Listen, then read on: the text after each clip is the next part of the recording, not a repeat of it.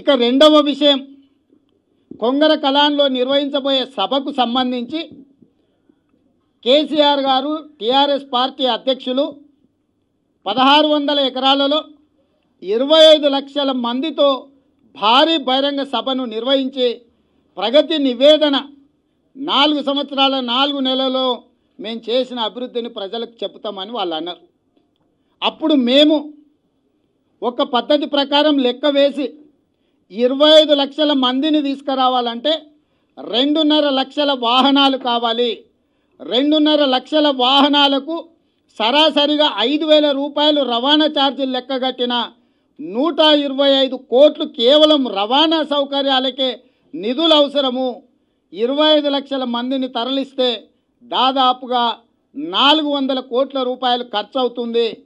మొత్తానికి 25 లక్షల మంది, 2,50,000 వాహనాలు, 500 కోట్ల రూపాయలు ఎక్కడి నుంచి తెస్తున్నారో ప్రజలకు వివరించమని మేము అడిగినాం. అదే కాకుండా టీఆర్ఎస్ ఆఫీస్లో మీరు పెట్టుకున్న సమావేశం సందర్భంగా ఒక్కొక్క ఎమ్మెల్యేకు బాక్సులో 1 కోటి రూపాయలు పెట్టించిండ్రు. ఆ 1 కోటి రూపాయల బాక్సులను గన్మెన్లు మోసుకొని వెళ్ళిండ్రు.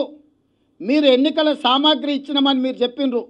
ఆ బాక్సులో 2 నుంచి 3 వేల రూపాయలకు మించి ఎన్నికల సామాగ్రి పట్టదు.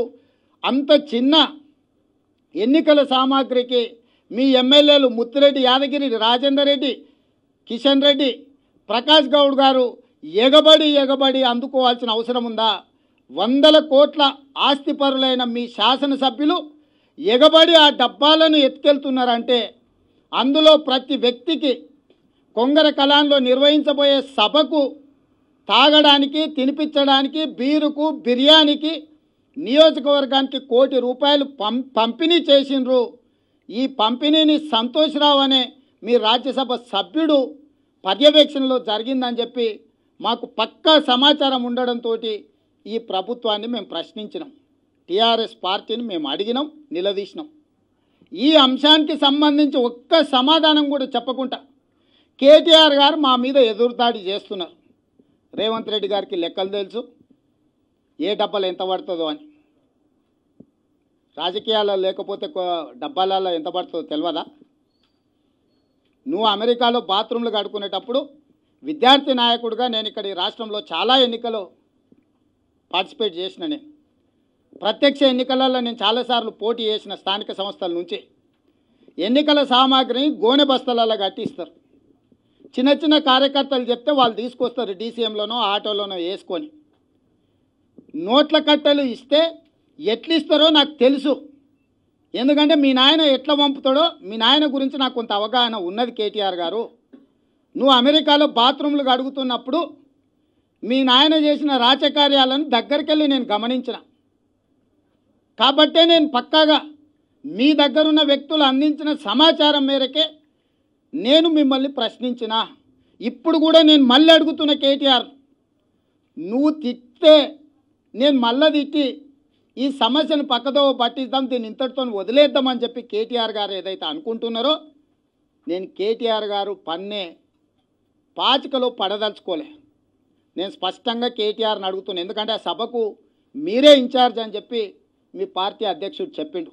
కాబట్టి కేటీఆర్ గారినే సూటిగా అడుగుతున్నాను, ఇంకెవరిని అడుగుతలేను. 25 లక్షల మంది, 2,50,000 వాహనాలు, నిర్వహణ కోసం అవసరమయ్యే 500 కోట్ల రూపాయలు, మీ టీఆర్ఎస్ భవన్లో ఒక్కొక్క ఎమ్మెల్యేకు బాక్సులో పెట్టించిన 1 కోటి రూపాయల గురించి మీరు వివరించండి, ప్రజలకు వివరణ ఇవ్వండి. నేను చేసిన ఆరోపణలు తప్పైతే ఎట్లా తప్పో మీరు చెప్పండి. ఆ డబ్బాలో ఎంత సామాగ్రి పడుతుందో డబ్బాలో పెట్టి చూపించండి. మీరు పత్రికలకు, ప్రజలకు సమాధానం చెప్పండి. రేవంత్ రెడ్డికి, కాంగ్రెస్ పార్టీకి మీరు చెప్తారా చెప్పరా పక్కన పెట్టండి. మీ మీద నిర్దిష్టమైన ఆరోపణలు వచ్చినప్పుడు ప్రజలకు వివరణతో కూడుకున్న అంశాలను వివరించకుండా లేదంటే ఓ కామెంట్ చేయండి. ఎప్పటికప్పుడు మా వీడియోస్ చూడాలంటే సబ్స్క్రైబ్ చేసుకోండి.